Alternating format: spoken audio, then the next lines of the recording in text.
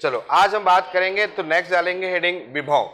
देखिए विभव की बात करते हैं तो दो प्रकार के विभव होते हैं। एक जगह पर लिखा होता है ई और एक जगह लिखा होता है ई नॉट। इन दोनों को समझने की कोशिश करो।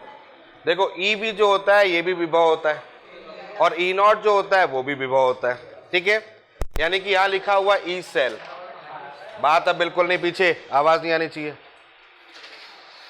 और यहां पर लिखा हुआ ई नॉट सेल। तो ई सेल और ई नॉट सेल में क्या अंतर है देखिएगा। ई सेल और ई नॉट सेल में, इसके हालांकि किस पर डिपेंड करता है ये भी मैं आगे बताऊंगा, अभी इतना दिमाग में रखो कि ई नॉट सेल का मतलब, जो ई नॉट सेल हमने लिखा इसको बोलेंगे मानक इलेक्ट्रोड विभव। मानक इलेक्ट्रोड विभव, ठीक है, इसको बोलते हैं मानक। बोलते हैं मानक शब्द आगे लगा होता है, इंग्लिश में बोलते हैं इसको स्टैंडर्ड। स्टैंडर्ड इलेक्ट्रोड पोटेंशियल, ठीक है, ये बोला जाता है। और मानक शब्द तब प्रयोग किया जाता है कि जब विलयन जो है उसका ताप जो हो वो 25 डिग्री सेंटीग्रेड हो और जो सांद्रता हो वो कितनी होती है 1 m। यानी कि जो विलयन लिया गया है जिसका हम विभव ले रहे हैं वो विभव की सांद्रता कितनी हो 1 m हो।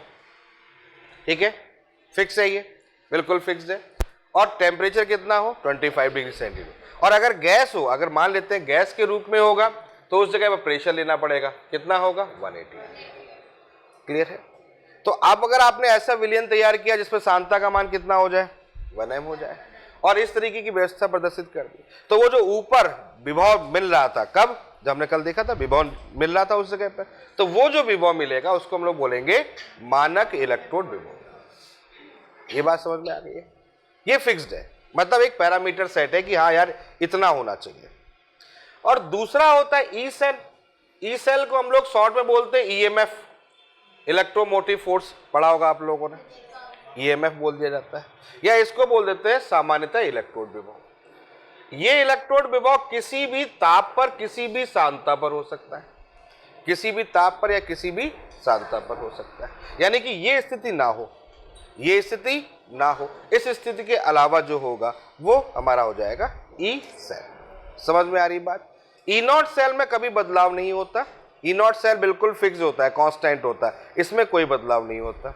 इसमें बदलाव हो सकता है, इसमें बदलाव हम कर सकते हैं। कैसे कर सकते हैं, सांद्रता परिवर्तित कर दोगे, अगर सांद्रता परिवर्तित हो जाएगा तो हमारा सेल ई सेल जो होगा वो परिवर्तित, या दूसरे लग जो ऐसे कह सकते हैं कि जो हमने कल बना रहे थे उस स्थिति बना रहे थे, तो ऊपर जितना मिलना चाहिए, या ऐसे समझ सकते हो, एक तो होता है कि इतना होना चाहिए,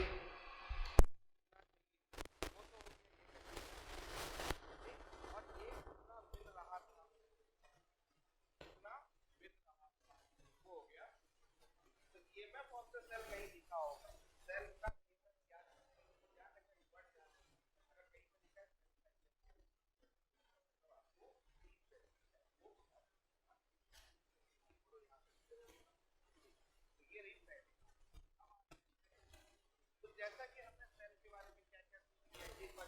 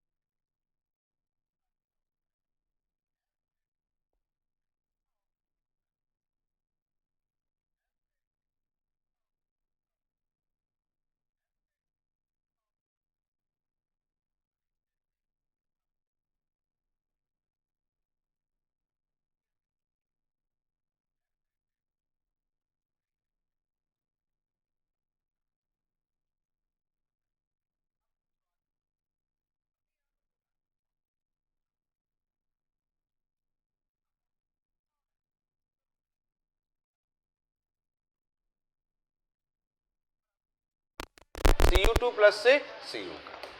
क्लियर है? अब यहां पर एक बिंदु को समझना बहुत इंपॉर्टेंट पॉइंट है।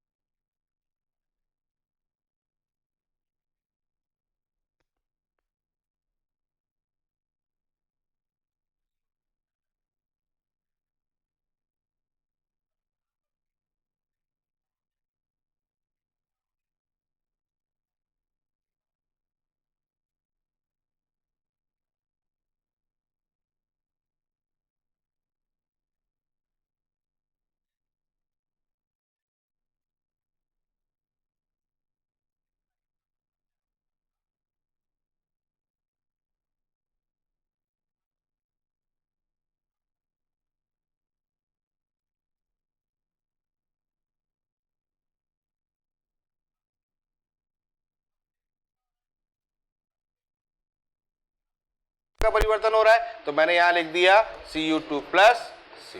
बोलो समझ में आया? यहां क्या हो गया, ये एक्वस, यहां क्या हो गया, सॉलिड। आ गया समझ में? और अब मैंने क्या किया, इन दोनों के बीच में दो लाइनें डाल दी। देखो हो गया सेल का रिप्रेजेंटेशन। क्लियर है? तो आपको ऐसे दिख जाएगा, क्या दिख जाएगा, बीच में दो लाइनें दिखेंगी, लेफ्ट हैंड में क्या दिखेगा, ऑक्सीडेशन, राइट हैंड में रिडक्शन। तो अब अगर किसी बच्चे ने ये लिख दिया, ये लिख दिया, और किसी बच्चे ने ये लिख दिया, बात एक ही है। एक इंसान ने ये लिखा और एक इंसान ने ये लिख दिया। समझ में आ रही बात? तो दोनों की बात कैसी हो गई, एक ही हो गई, यानी कि दोनों एक ही बात को प्रदर्शित कर रहे हैं। तो इसको बोलते हैं सेल का रिप्रेजेंटेशन। कोई डाउट यहां तक? तो अब आप समझ गए, कहीं भी सेल लिखा होगा, इस पर नीट में क्वेश्चन बन चुका है सेल के रिप्रेजेंटेशन से कि बताओ निम्न में से कौन सा सही है या कौन सा गलत है। तो सही और गलत कैसे फैसला करना है, पहले ये समझ में आ गया कि यहाँ पर अगर ऐसा होगा तो ये लाइन तभी होगी जब दोनों का अलग अलग फेज होगा, अवस्थाएं होंगी, इन दोनों की अलग अलग अवस्थाएं होंगी। आगे बात समझ में? अच्छा, अब पॉइंट आपके दिमाग में ये हो गया, तो चलो अलग अलग बता दिया आपने। मान लेते हैं अगर दोनों की अवस्था समान है तब क्या होगा, तो अगला पॉइंट ले सकते हैं, यदि अवस्थाएं समान है, अवस्थाएं समान है, तब इसके स्थान पर कॉमा लिया, ये ठीक है, क्या लिखा, कॉमा का प्रयोग करते हैं, का प्रयोग करेंगे। ये समझ में आ गया? इसका प्रयोग करेंगे मतलब दोनों की अवस्थाएं अगर समान हो जाए तो फिर इसका प्रयोग करेंगे। जैसे अगर हम बात कर लें, मान लेते हैं हमारे पास में एक स्थिति है आयरन की, ठीक है, और यहाँ पर मान लेता हूँ सपोज दैट यहाँ पर Sn की ले लेता हूँ, यहाँ पर Sn+4 कन्वर्ट हो रहा है Sn में, यहाँ +2 कन्वर्ट हो रहा है +3 में। ठीक है, समझो, यहाँ पर देखो दोनों बातें एक साथ आ जाएंगी। एक अभिक्रिया लिख ली मैंने, अभिक्रिया लिख ली यहाँ पर Fe2+ है, Fe2+ किस में कन्वर्ट हो रहा है, Fe3+ में, और Sn+4 किस में कन्वर्ट हो रहा है, Sn में। इसका मतलब यहां पर क्या हो रहा है, गौर से देखो, रिडक्शन। क्लियर है? और यहां पर क्या हो रहा है, ऑक्सीडेशन। ये समझ में आ गया? अब दोनों आयन्स हैं, इसका मतलब दोनों की अवस्थाएं समान होंगी, इसकी अवस्था और इसकी अवस्था। आ गया बात समझ में? ये अवस्थाएं समान होंगी।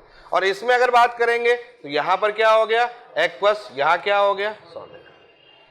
ये समझ में आ गया? ये एक्वस हो गया, ये सॉलिड हो गया, तो ये अवस्था अलग है लेकिन ये अवस्था समान है। अब जरा मुझे बताओ इसको प्रदर्शित कैसे करेंगे। अब तुम लोग होशियार बच्चे हो, बताओ प्रदर्शित कैसे करेंगे, जल्दी बताओ। ये दो लाइनें डाल दी दो लाइनें, बोलो हाँ या ना। ठीक है, अब प्रदर्शित कैसे करेंगे, यहाँ क्या लिखूंगा, Fe2+ कॉमा, अरे आया, ये सही लिखा मैंने, Fe2+ कॉमा Fe3+ कॉमा लिखा मैंने, और यहाँ क्या लिखेंगे हम लोग, Sn4+ ऑब्लिक। समझ में आ गया? ध्यान रखना है, क्वेश्चन आएगा तो नोटिफिकेशन समझ में आ जाएगा, मतलब वहां पर रिप्रेजेंट करें कौन सा सही है कौन सा गलत है, कैसे बचाएंगे। तो यहाँ पर एक लाइन से दोनों अवस्थाओं के अलग अलग, और कॉमा का मतलब क्या हो गया, दोनों की अवस्थाएं समान हो गई। बोलो यहाँ तक कोई डाउट किसी को, कोई परेशानी यहाँ तक? ठीक है, समझ में आ गया, चलो ठीक है, जल्दी से नोट कर लो आज। चलो चलो यहां तक मैंने बात बता दी है कि किस तरह से नोटिफिकेशन आता है, किस तरह की सारी चीजें आती है। अब यहीं से क्वेश्चन उठना स्टार्ट होता है। कैसे क्वेश्चन उठता है वो देखो। तो पहला क्वेश्चन ले रहा हूं, जहां पर आपको एक सेल दिया जाएगा और उस सेल का विभव निकालने के लिए आपसे पूछा जाएगा, यानी कि बात को समझोगे।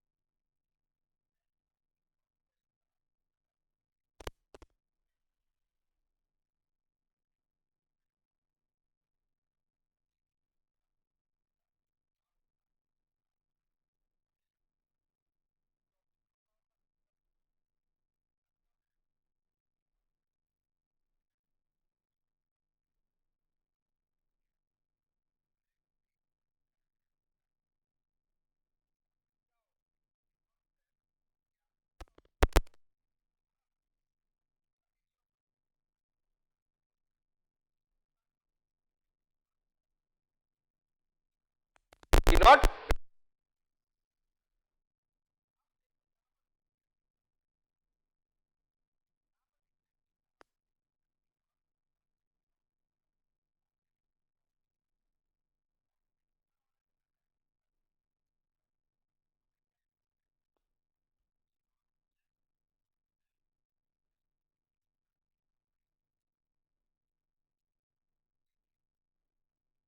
लेफ्ट,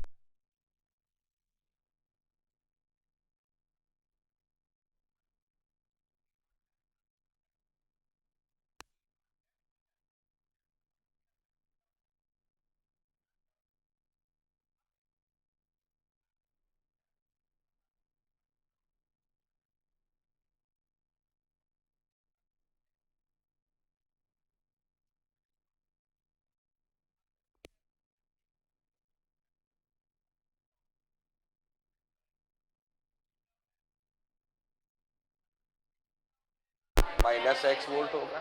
अरे हाँ, है ना, सिंपल सी बात है। कोई रिएक्शन हो रही है, उसका एक पोटेंशियल है, अगर उसको रिवर्स लिखना है, रिवर्स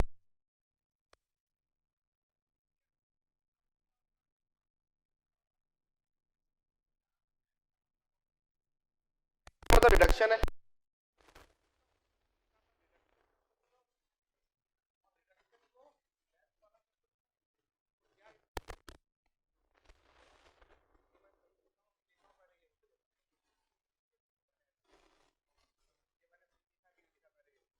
नहीं है समझ में, ये ऑक्सीडेशन है, यहां मैं लिख दे रहा हूं O।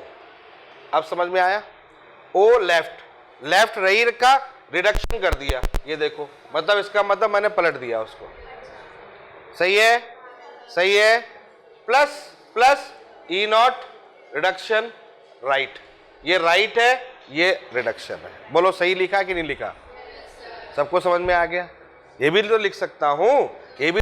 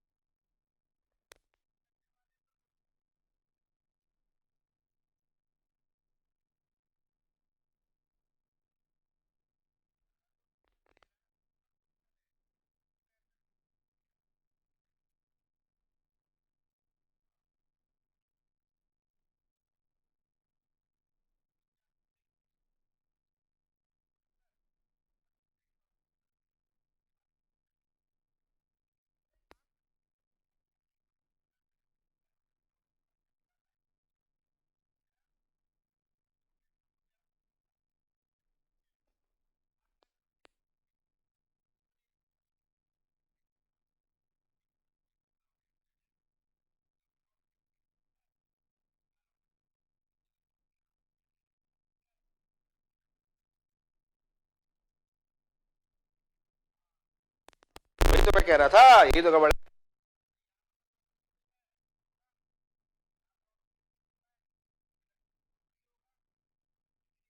नहीं, जहां पर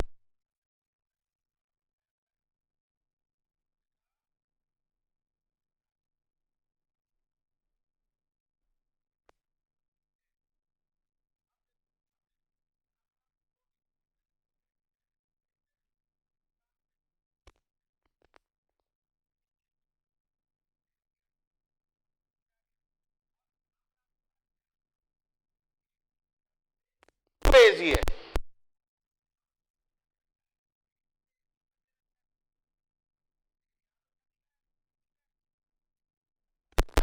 ऐसे ही सोचा है ना भाई, यहां पर एजी प्लस से एजी है, यहाँ एजी प्लस से एजी, इसको चेंज करोगे तो माइनस आएगा, आएगा कि नहीं आएगा? तो ये आ जाएगा माइनस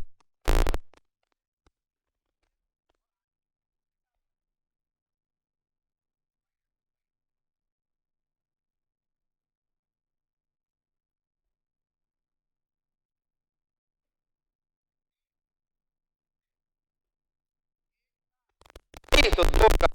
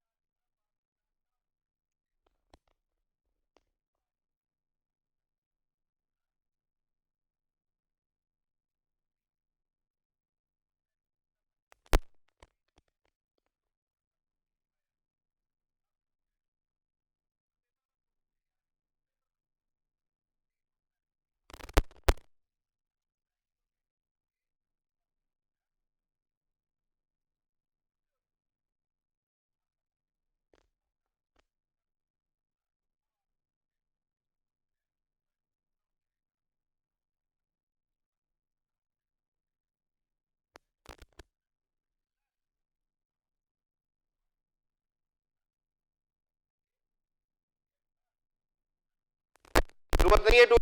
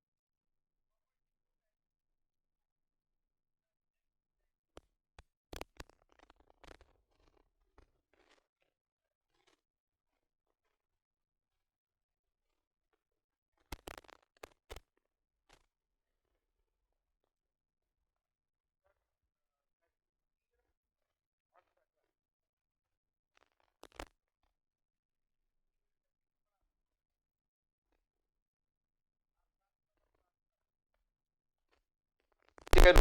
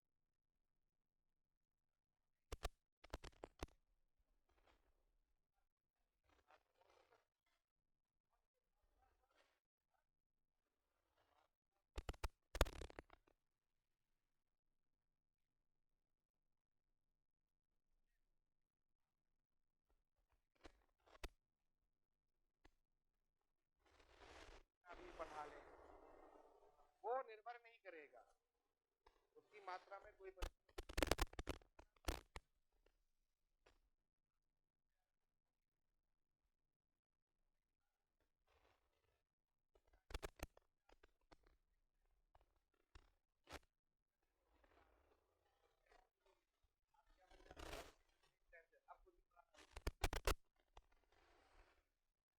इसीलिए मैंने कहा, इसीलिए अब याद है। हाँ बेटा, नहीं पढ़ाएंगे तो कोई दिक्कत नहीं, फिर अगले साल सिखा सिलेबस बहुत। आप समझ में आया? अब तुमने 2 का गुणा किया लेकिन कोई फर्क नहीं पड़ा, तो मुझे बताओ ई नॉट क्या होगा? ये है कि ये है? Very good.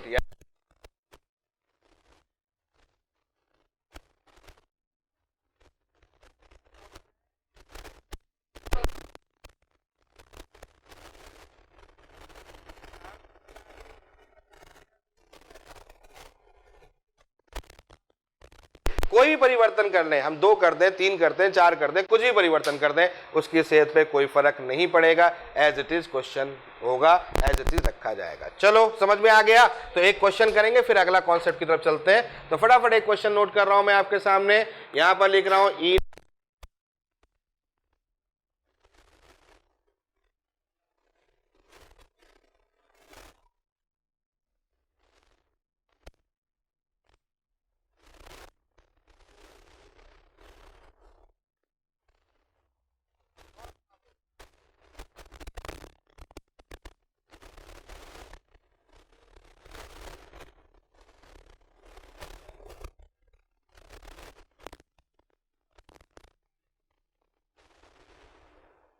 जल्दी बताओ आंसर क्या आएगा?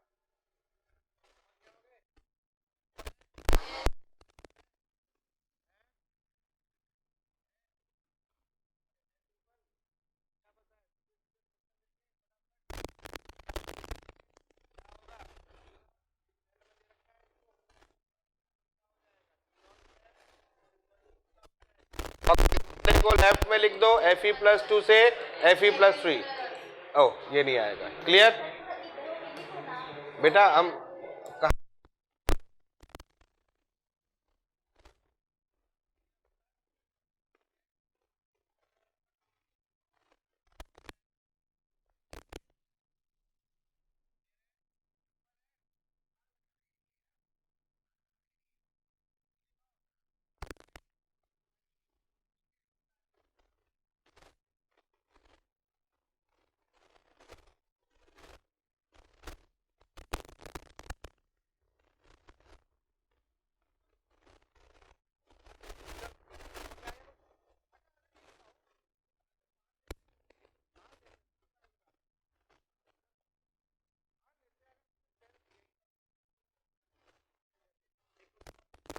बढ़िया सा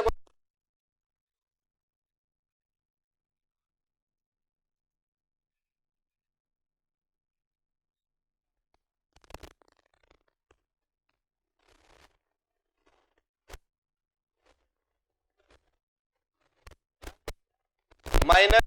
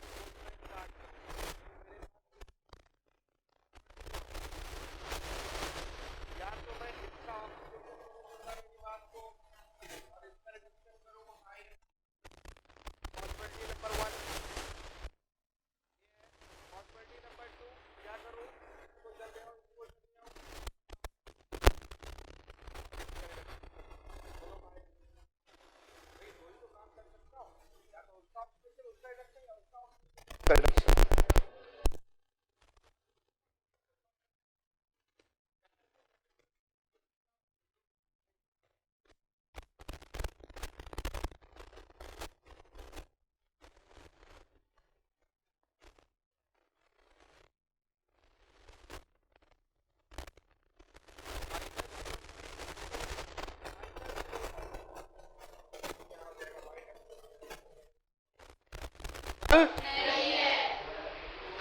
आया समझ में? ये पॉसिबल नहीं है क्योंकि ई नॉट सेल निगेटिव होगा, ई नॉट सेल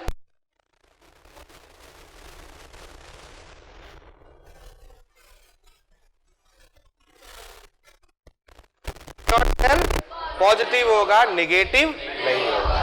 कोई भी सेल अगर वर्क कर रही है तो ई नॉट सेल कैसा होगा? पॉजिटिव होगा। और अगर मान लेते हैं किसी का निगेटिव है, मान लेते हैं किसी का निगेटिव आ रहा है, तो इसका मतलब आपको दिमाग में रखना रिवर्स प्रोसेस हो रहा है।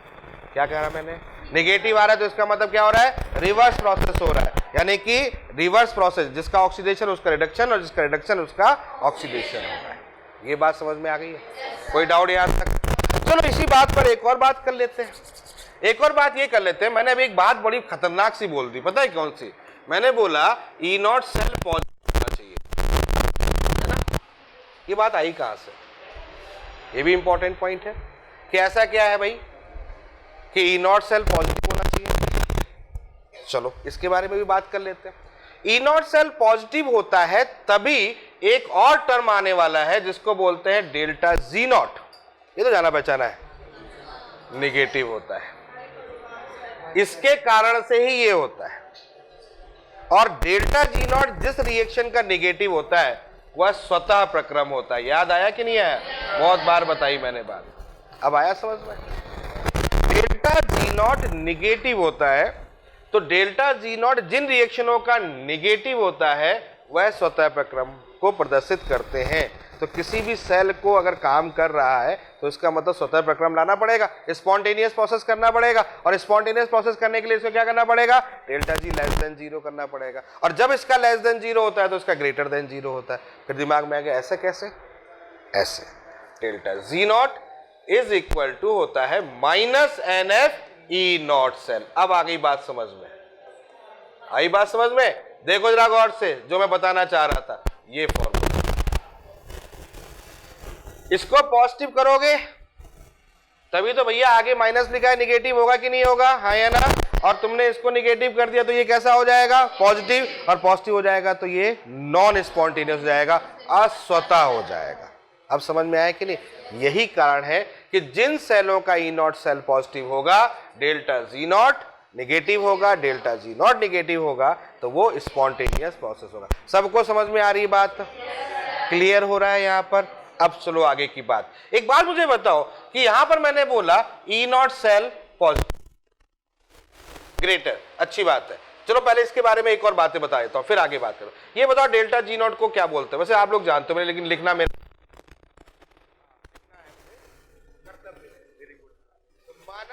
क्या बोलेंगे? गिब्स से मुक्त ऊर्जा। हाँ भाई, कर्तव्य पूरा। एन का मतलब क्या हो गया? वो इलेक्ट्रॉन आना जाना, इलेक्ट्रॉन आना जाना। अरे लॉस गेन है। अब अंग्रेजी में क्या लिखे? ऐसे लिखेंगे। एफ का मतलब क्या हो गया?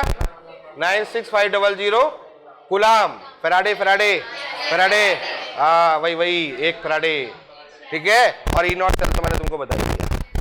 आ रही बात समझ में?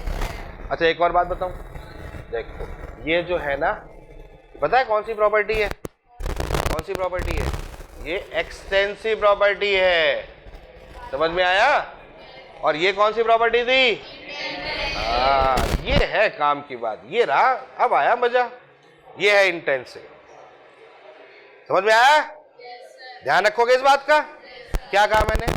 डेल्टा जी नॉट क्या होती है? डेल्टा जी नॉट होती है एक्सटेंसिव प्रॉपर्टी, समझ में आ गया? और ये कौन सी प्रॉपर्टी होती है? इंटेंसिव। इंटेंसिव का मतलब मास डिपेंडेंट नहीं, वैल्यू डिपेंडेंट नहीं, चेंज डिपेंडेंट नहीं, मतलब इसमें कोई मात्रा का परिवर्तन करोगे कुछ नहीं होगा, लेकिन इसमें मात्रा का परिवर्तन होता है। और देखो दिख रहा है, कैसे दिख रहा है? देखो दिखा रहा हूं मैं यहाँ पर। यहाँ देखो, यहाँ इलेक्ट्रॉन का आना जाना अलग, अगर बदल दो, किसी में 1 इलेक्ट्रॉन जा रहे हैं, किसी में 2 इलेक्ट्रॉन जा रहे हैं, गुणा कर रहे हो तो डेल्टा जी नॉट हो रहा है कि नहीं? बदल रहा कि नहीं बदल रहा?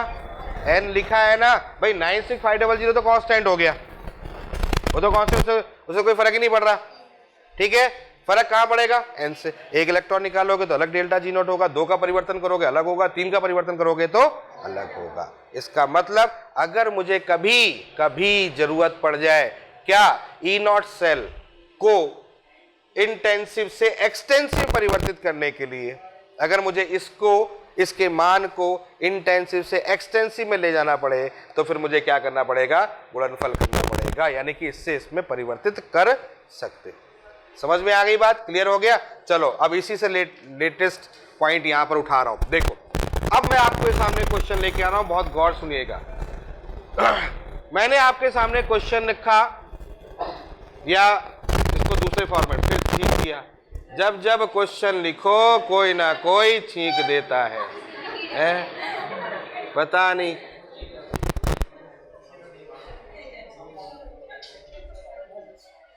मतलब क्या दुश्मनी है तुमको यार। x वोल्ट हो गया, अब मत छींकना कोई। a से a प्लस इलेक्ट्रॉन हो गया, x वोल्ट हो गया। क्वेश्चन समझो, क्वेश्चन समझो। a प्लस 2 से a, यहां 2 इलेक्ट्रॉन होंगे बच्चों, है ना। ये मैं मान लेता हूं y वोल्ट है, ये वोल्ट लिखा हुआ है। क्वेश्चन समझना बहुत बढ़िया, मजा आ जाएगा क्वेश्चन सॉल्व करते हैं। क्लियर। अब क्वेश्चन मैंने पूछा कि यार A2 प्लस से A जो है इसका E0 बता दो।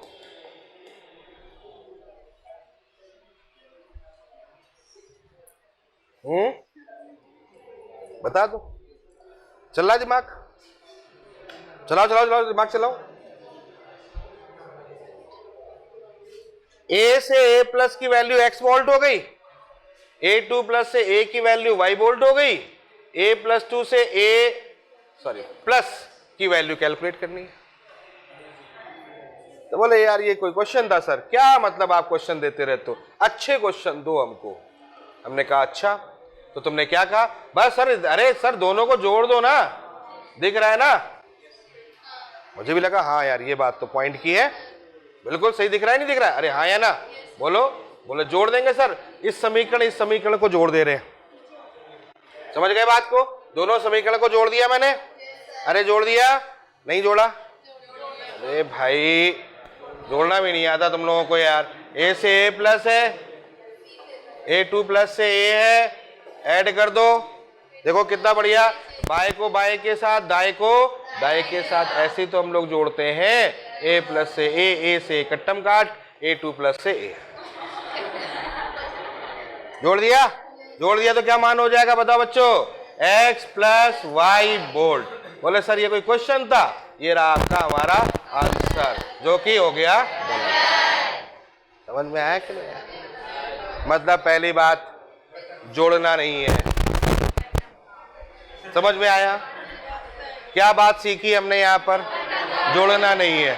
अच्छा ये सीखा, तो फिर ये क्या कर रहे थे, ये क्या कर रहे हैं, ये क्या किया, ये जोड़ रहे थे। अच्छा हाँ तो जोड़ ही रहे थे, इतना खुश होने की क्या जरूरत थी। ये भी जोड़ रहे हैं, यहां भी जुड़ रहा है। समझ रहे ना बात को, पूरी बात सीखो, आधी अधूरी बात नहीं सीखनी है। जोड़ना नहीं है ये नहीं सीखना है, किसको नहीं जोड़ना है ये सीखना है। जोड़ना तो है, बिना जोड़े तो काम ही भाई। ऑक्सीजन अपचयन का दोनों का विभव अगर योग नहीं करोगे तो सेल का विभव कैसे निकाल पाओगे। तो जोड़ना तो है, लेकिन किसको किस में जोड़ना है। देखो दोनों में अंतर देखो, ये सेल नहीं पूरी बनी अभी तक। कैसे, ये एक अर्ध सेल हो गई, ये एक अर्ध सेल हो गई, और यहां इलेक्ट्रॉन लिखा हुआ है। एक चीज हमेशा ध्यान रखना, सेल तभी पूरी मानी जाती है जब, सेल तभी पूरी मानी जाती है जब उसमें इलेक्ट्रॉन ना दिखे। किसी भी कंप्लीट, कोई भी कंप्लीट अगर सेल है तो उसमें इलेक्ट्रॉन नहीं दिखना चाहिए फाइनल में। यहां पर इलेक्ट्रॉन दिख रहा है तुम्हें, यहां देखो इलेक्ट्रॉन दिख रहा है, इसका मतलब ये अर्ध सेल का मामला है। समझ में आया कि नहीं, किसका मामला है, अर्ध सेल। तो यहां पर आप ऐसे नहीं कर सकते, मतलब एक ही प्रकार के, जैसे ऐसे मान के चलो, जैसे मैंने कहा इस कमरे का, मैंने एक काम किया कि इस कमरे के 2 पार्ट कर दिए या 3 पार्ट कर दिए मान लेते, या चलो 2 पार्ट कर दिए। इसका दाम मैंने बोल दिया P है, इसका दाम मैंने बोल दिया P, और मैंने कहा कि आप बताओ पूरे कमरे का टोटल कितना होगा। तुमने कहा P प्लस P, गलत हो गया, क्योंकि एक ही के अंदर बात चल रही है। बात समझ में आ रही। लेकिन अगर मैं कहता हूं ये एक अर्ध सेल का विभव है, ये एक अर्ध सेल का विभव, दोनों अलग अलग है, दोनों से मिलके परिपथ से अगर कोई सेल बनाया जाए तो फिर विभव का योग होगा। अंतर समझ में आ रहा है। पार्ट का एडिशन नहीं होना चाहिए, ये पार्ट का एडिशन है, ये एक पार्ट का एडिशन है, ये दूसरे पार्ट का है, दूसरे पार्ट का विभव है, ये पहले पार्ट का विभव, दोनों को मिला के आपने एक थर्ड पार्ट का पोटेंशियल निकाल रहे हो, तो ये पॉसिबल नहीं है। क्यों नहीं है? क्योंकि ये इंटेंसिव प्रॉपर्टी है। क्या बोला मैंने? इंटेंसिव। यही बात ध्यान रखना है, यही बात ध्यान रखना है। क्या है यहां पर? ये इंटेंसिव प्रॉपर्टी है। अब क्वेश्चन तो सॉल्व करना ही करना है, तो अब हमें जोड़ना भी है, लेकिन ऐसे नहीं जोड़ना है, डायरेक्ट नहीं जोड़ना है। तो मुझे क्या करना पड़ेगा? ये करना पड़ेगा। इसीलिए मैं सिखा रहा था कि इंटेंसिव को किस में कन्वर्ट करना पड़ेगा? एक्सटेंसिव में कन्वर्ट करना पड़ेगा। तो चलो सीखते हैं कैसे कन्वर्ट करते हैं। तो एक काम करो, पहले का डेल्टा G1 निकाल लो, दूसरे का डेल्टा G2 निकाल लो, तीसरे का डेल्टा G3 निकाल लेते। तो पहली वाली रिएक्शन के लिए डेल्टा G1 तुम लोग बताओ क्या होगा? फॉर्मूला -NF याद रखना है। देखो यहां से अंतर कितने का है बच्चों? 1 का। -1 कर लोगे इंटू F इंटू E0 की वैल्यू कितनी हो गई? X। बोलो कोई डाउट यहां तक? नहीं आया समझ में? आ गया समझ में? क्या किया मैंने भैया? पहले वाले का डेल्टा G1 नॉट निकाल लिया, तो delta G1 not equal to कितना हो गया? 1 का डिफरेंस इंटू F मतलब F रहेगा ही, तो F कांस्टेंट है सबके लिए, X। चलो डेल्टा G2 निकालो, डेल्टा G2 बताओ कितना हो गया बच्चों? कितना हो गया? -2 इंटू F इंटू Y। और किसका अब क्या बचा? Delta G3 not. बोलो आया समझ में? कितने का अंतर है यहाँ पर? 1 का।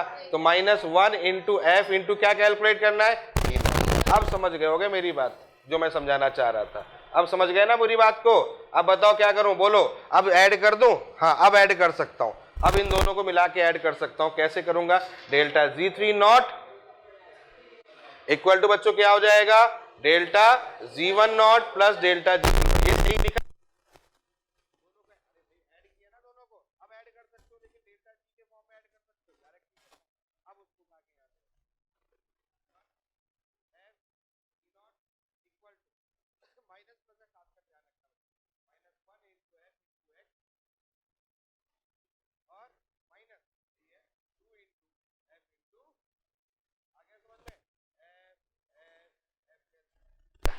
अब बताओ E0 कितना आया? बताओ E0 कितना आया? माइनस माइनस का सब हटा दोगे तो मेरे हिसाब से आंसर आ रहा है x प्लस 2y। सही है आंसर? x plus 2y। पहले कितना आ रहा था? पहले कितना आ रहा था? पहले आ रहा था x प्लस वाई। अब कितना आ रहा है? x plus 2। सीख गए? क्लियर है? चलो एक और क्वेश्चन देता हूं। चलो एक और क्वेश्चन, ठीक है। यहां पर E0 की वैल्यू दे रहा हूं मैं, a से A3 प्लस बराबर x वोल्ट। दूसरा E0 की वैल्यू a प्लस 2 से A3 plus y volt. E0 की वैल्यू अब मैं कैलकुलेट कर रहा हूं, a से A2 प्लस कितना होगा? बताओ। सिंपल है क्वेश्चन, सिंपल है क्वेश्चन। अरे हाँ या ना? दिख रहा है आपको क्वेश्चन? ऐसे ही दिख रहा है, मतलब जैसे ही देखा समझ में आ गया कि मामला यहां पर वो वाला नहीं है, वो एडिशन डायरेक्ट वाला नहीं है। क्या करेंगे? इक्वेशन बना ले, बना ले। चलो हम ही बना लेते हैं। देखो आप, a से A3 प्लस, सही है, बना। दूसरा क्या है बच्चों?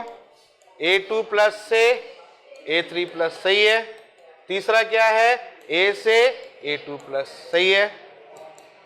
ये बात समझ में आ गई? a से A3 प्लस समझ में आ रहा है, A2 प्लस से A3 प्लस समझ में आ रहा है, a से A2 प्लस समझ में आ रहा है, ठीक है। अब जरा एक काम करो, क्या करें? डेल्टा G1 निकालने बच्चों, तो delta G1 not equal to कितना हो जाएगा? बताओ बताओ बताओ।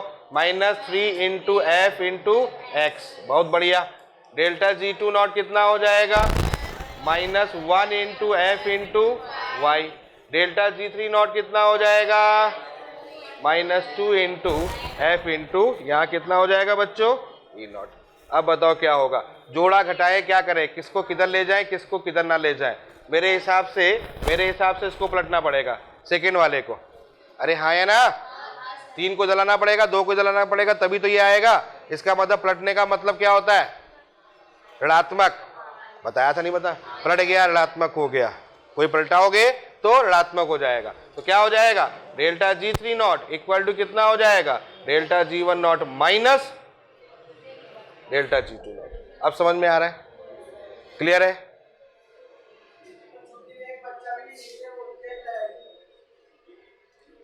Minus delta G minus 2 into F into E not is equal to कितना हो गया, minus 3 into F into X, बोलो आ गया, और माइनस माइनस से क्या कर दोगे, प्लस 1 इंटू एफ इंटू, ये कैंसिल आउट हो गया। तो बेटो ई नॉट की वैल्यू कितनी हो जाएगी, कितना हो गया, 3x minus Y, 3x minus Y. देखो कितने सरल क्वेश्चन था, है ना, बाई 2, हाँ, अरे रुक तो जा, देखो कितना सरल क्वेश्चन था, 3x माइनस वाई बाई 2। कोई डाउट यहां तक, समझ में आ रहा है? क्या करना था, डेल्टा G1 निकालना था, क्या करना था, डेल्टा G2 निकालना था, क्या करना था, डेल्टा G3 निकालना था, उठा के जोड़ देना था। बड़ा पड़ रहा है ना,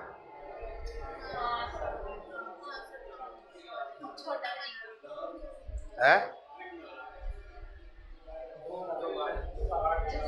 जुगाड़, अब ट्रिक तो बड़े लोगों के चोटले होते हैं, हमारा जुगाड़ चलता है।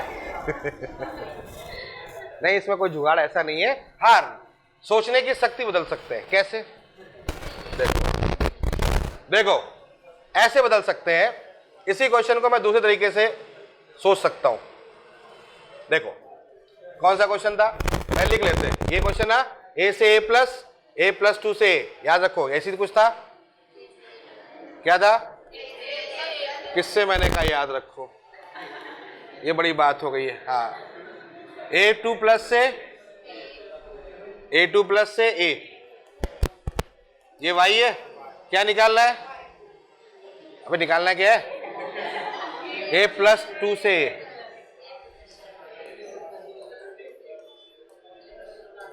यही है, ठीक है ना।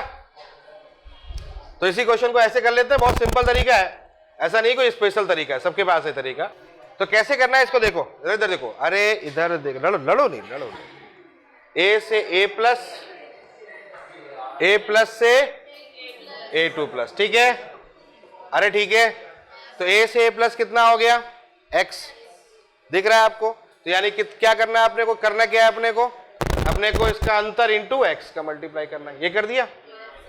फिर a प्लस से a प्लस 2 नहीं हमारे पास में है, हमारे पास a2 प्लस से a है, a2 प्लस से a है, यही है ना, a2 प्लस से a है, लेकिन हमें क्या लाना है, चलो a2 प्लस से a लाना है, चलो ठीक है, a2 प्लस से a लाना है, तो यहाँ कितना हो जाएगा, कितने का अंतर है, 2 इंटू क्या कर दो, y का गुणा।